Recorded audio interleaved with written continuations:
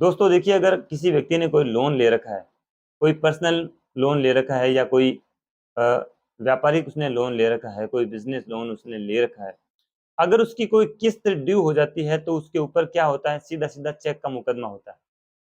अब ये चेक के मुकदमे इतने बढ़ गए हैं, इतने बढ़ गए हैं कि ज़्यादातर लोग क्या करते हैं कि जिन लोगों ने बेचारों ने किसी कारण से लोन ले रखा है, उनकी अगर एक सिंगल किस्त भी ड्यू हो जाती है, तो उनके ऊपर कंपनी के द्वारा या बैंक के द्वारा सीधा चेक का मुकदमा कर दिया जाता है। अब दोस्तों, आरबीआई ने इस तरह की गाइडलाइन जारी कर दी है कि इस तरह के केसों पे अब रोक लगने वाली है। अब हर व्यक्ति जिसने लोन ले रखा है या कोई पर्सनल लोन उसने ले रखा है, उसकी एक किस्त ड्यू हो जाने पर भी उसको 138 के केसों में फँसा दिया जाता है। अब बेचारा अगर मान लीजिए एक किस्त उसकी ड्यू हो जाती है, तो हो सकता है कि वो थोड़े दिनों बाद में उस किस्त को जमा करा दे। लेकिन अगर आप सोचिए कि उसके ऊपर सीधा-सीधा आप चेक का मुकदमा कर देंगे, तो वो व्यक्ति क्या लोन आपका चुकाएगा? सबसे पहले तो उस केस में जो है फाइट करने की सोचेगा, उसके ऊपर जो केस होता है, वो उस केस से भागने की कोशिश करेगा। वो बेचारा ये सोचेगा कि अब मेरे ऊपर चेक का मुकदमा हो गया है, क्या पता मुझे अब जेल में जाना पड़े। अगर मैं जेल में चला जाऊँगा तो फिर मैं आगे जो है किस तरह से अपने परिवार का जो है पेट पालूँगा और आगे जो मेरी किस्तें आएगी वो कौन चुकाएगा? इन सब झोलम-झाल में वो व्यक्ति इतना बुरी तरीके से फँस जाता है कि ना तो वो आगे आने वाली किस्तों को चुका पाता है और ना ही बैंक जो है पूरी तरीके से अपने अमाउंट को वसूल कर पाती है। तो इससे क्या होता है कि मुकदमेबाज़ी बढ़ती है, बेवजह कोर्ट का टाइमिंग खराब होता है और जो है इस तरह के मुकदमेबाज़ी में जो है किस तरह से कानून का भी दुरुपयोग होता है, इस बात को यहाँ पे समझने की आवश्यकता है। दोस्तों, आरबीआई ने अब ऐसी गाइडलाइन जारी कर दी है कि इस तरह के केसों से अब राहत मिलने वाली है। इस तरह के केस बैंक न तो कर पाएगा, ना ही कोई फाइनेंशियल कंपनी कर पाएगी। दोस्तों, वीडियो बहुत ही इम्पोर्टेंट है। वीडियो में शॉर्ट बताऊँगा और सिंपल भाषा में बताऊँगा, इसलिए वीडियो को अंत तक ज़रूर देखिए। हमारे चैनल को सब्सक्राइब ज़रूर कीजिए और वीडियो को लाइक करें, शेयर करें। देखिए दोस्तों, अगर कोई भी व्यक्ति जिसको किसी भी निजी आवश्यकता के लिए किसी बैंक से या किसी फाइनेंस कंपनी से लोन लेना पड़ता है, लोन तो उसने ले लिया, लेकिन अब होता क्या है कि कई बार जो है किसी व्यक्ति की जॉब चली जाती है या कोई इस तरह का जो है उसको आर्थिक संकट झेलना पड़ता है कि वो अपनी किसी किस्त को नहीं चुका पाता।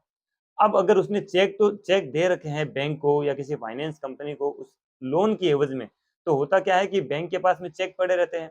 जैसे ही आपकी कोई किस्त ड्यू होती है, तो बैंक क्या करता है कि उस चेक में अमाउंट भर के आपके खिलाफ 138 का मुकदमा दर्ज कर देता है। अब 138 का मुकदमा दर्ज होता है, तो सबसे पहले आपके पास में सम्मन आता है।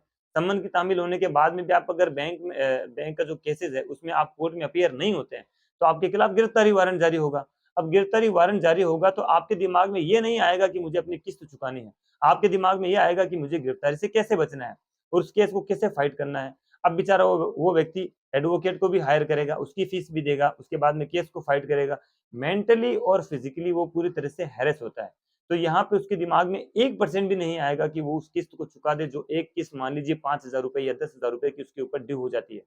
तो ₹5000 ₹10,000 अरेंज कर सकता है, लेकिन उसको अपने वकील को भी फीस देनी पड़ती है और केस में जो आना-जाना भी पड़ता है उसको, तो उसके लिए भी उसको खर्चे की ज़रूरत पड़ती है और उसके दिमाग में पूरा तरीके से वो मेंटली प्रेशराइज़ हो जाता है, ये सोचकर कि मेरे ऊपर एक केस दर्ज हो गया।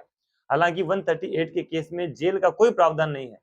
ना ही ऐसा कोई भारत में कानून है कि अगर आपकी कोई एक किस्त ड्यू हो जाती है, तो आपके ऊपर कानूनी कार्रवाई की जाएगी।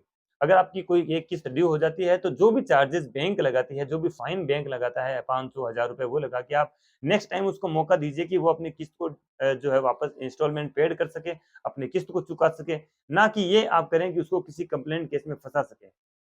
तो जब व्यक्ति कंप्लेंट केस में फँसेगा, तो आप ये बात तो मानिए कि जब उसके ऊपर केस दर्ज हो जाएगा, तो भले ही 138 के केस में गिरफ्तारी का कोई प्रावधान नहीं है, लेकिन जब आप कोर्ट की अवमानना करते हैं, कोर्ट आपको बुलाता है, लेकिन उसके बाद भी आप कोर्ट में नहीं जाते हैं, तो आपको जेल में जाना पड़ सकता है।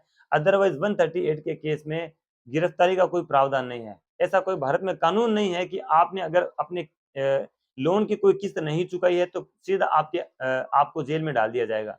अब होता क्या है कि आपकी जो किस्त ड्यू हो गई, आप उस केस को फाइट करने के लिए इधर-उधर भागते हैं। कई बार तो ये होता है कि जो बेचारा लोन उसने ले रखा है, उसकी एक किस्त ड्यू हो जाती है। तो अगर वो रेंट पे रह रहा है, तो रेंट का मकान छोड़ देता है, अपना मोबाइल नंबर चेंज कर लेता है, तो आप उसको कहाँ-कहाँ ढूँढेंगे? इससे होता क्या है कि जो केस की प्रक्रिया है, वो भी लंबी चलती है। कोर्ट में जो केस है, वो 5 साल, 10 साल तक चलते रहते हैं। कोर्ट का समय खराब होता है। अब आरबीआई ने इस तरह की गाइडलाइन जारी कर दी है कि अगर कोई भी व्यक्ति की कोई एक किस्त ड्यू हो जाती है, तो बैंक और जो फाइनेंशियल कंपनियां हैं जो लोन प्रोवाइड करवाती हैं, वो किसी भी तरह का केस नहीं करेंगी। उनको चाहिए कि वो सेटलमेंट करें। सेटलमेंट का मतलब ये होता है कि भई अगर कोई किस्त ड्यू हो जाती है तो उस व्यक्ति के ऊपर आप जो भी फाइन है, वो आप लगा सकते हैं और उसे सेटलमेंट कर सकते हैं कि ठीक है, आप अपनी किस्त इस वक़्त नहीं तो इस तारीख को जमा करा दीजिए और जो भी बैंक का या फाइनेंशियल कंपनी का जो फाइन होता है, वो उसके साथ में आपको जमा कराना पड़ेगा। तो सेटलमेंट हो जाता है, आपको चेक का केस करने की ज़रूरत नहीं पड़ती, ना ही उस व्यक्ति को परेशान होना पड़ता है जिसकी एक किस्त बेचारे की ड्यू होती है। तो दोस्तों, बात आपको समझ में आ गई होगी, आरबीआई ने जो है मेन क्या बात कही है, आरबीआई ने कहा है कि आप चेक के केस ना करें। आप करें ये कि सेटलमेंट करें, सेटलमेंट से नए रास्ते खुलते हैं, सेटलमेंट से जो है एक कॉम्प्रोमाइज़ का रास्ता खुलता है। लेकिन अगर आप चेक का मुकदमा कर देते हैं तो वो व्यक्ति अगर अ, एक किस्त उसके चुकाने की मन में भी आती है, वो सोच भी ये सकता है कि चलो एक किस्त अपनी ड्यू हो गई तो उसको जो भी चार्जेज़ हैं, वो मैं पेड करने के लिए तैयार हूँ और नेक्स्ट टाइम जब भी इसमें ड्यू डेट आएगी तो मैं वो अपनी किस्त चुका दूँगा।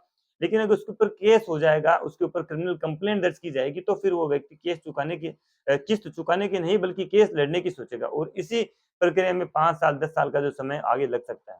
तो दोस्तों उम्मीद करता हूँ कि वीडियो में बताई गई बात समझ में आ गई होगी।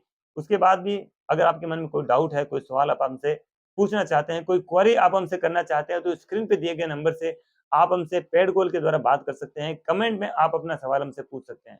दोस्तों मिलते हैं आगे ऐसी किसी इन्फॉर्मेटिव वीडियोज़ में। ख़्याल रखिए, सुरक्षित रहिए, तब तक के लिए जय हिंद।